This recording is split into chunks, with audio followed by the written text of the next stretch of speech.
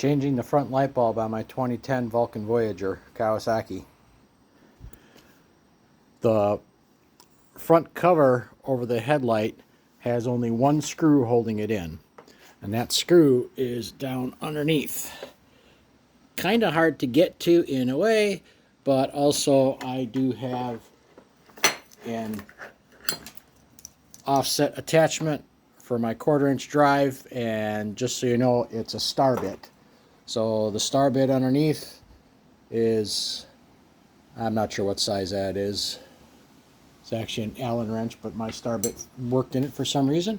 So you pull that out, and just when you pull off the cover around it, be a little careful. There's a couple of rubber grommeted tabs that hold that in. Just don't yank it too far one way or the other. You could snap those off.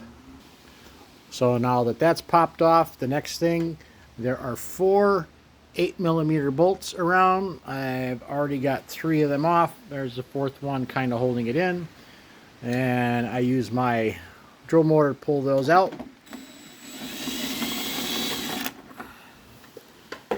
Now, one of the things that's going to happen is the headlight's going to hang a little bit because of the fact of the wires inside are actually pretty short. And I've had this out recently to see how to take this apart, and one thing I found made it a little bit easier to do this in the future, because it was really hard to get those, to put the light bulb back in, is I actually put in some connectors here. So all I have to do is pull those connectors off, and I can take the whole assembly off. The other thing I found was I actually have a piece of mechanics wire here holding the light up, so I'm not pulling on these wires when I disconnect the connectors. Now that that's off, there's a rubber boot down here. Pull on these tabs to invert the rubber boot, and you can get at the clips for the light.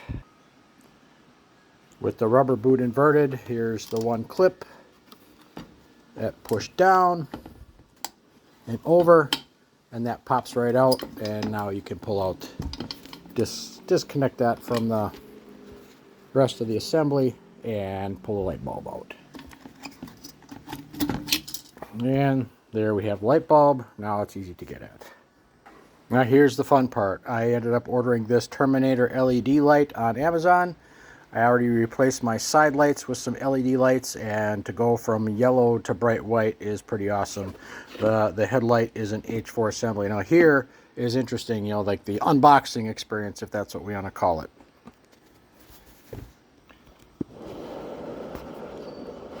So the first thing you notice when you open the box is a nice pair of white gloves, giving this one the white glove treatment. They want to make sure that when you put this light in, you're not touching any of the components and getting your hand oils on it, especially more so for the, I'm not sure about the LEDs, but the incandescent bulbs, and they get hot and the oils on your finger can cause problems with your lights. So I'm going to pull this out of put the white gloves on, pull this out of the box, and reattach the light. So I dropped the light in there.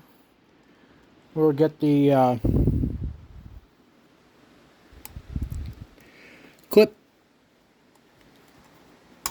to make sure, and we will slide the boot over the top of that. I'm going to pause this for a second so I can get that on there.